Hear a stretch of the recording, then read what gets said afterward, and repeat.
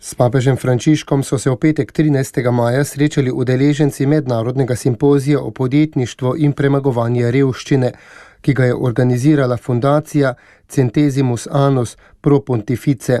Simpozij je potekal pod naslovom Podjetniška iniciativa v boju proti revščini s posebnim poudarkom na sedanji begunski krizi.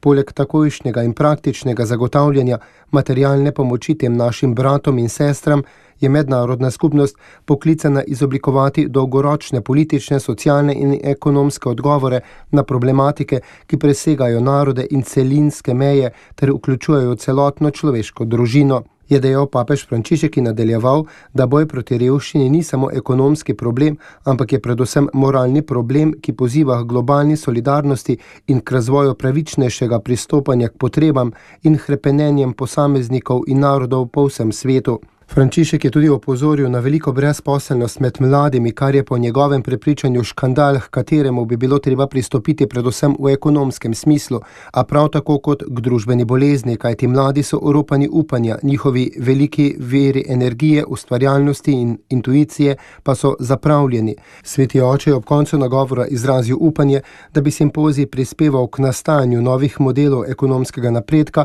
ki bodo bolj neposredno naravnani na skupno dobro, vključevanje in celotni razvoj, rast zaposlitve in vlaganje v človeške vire.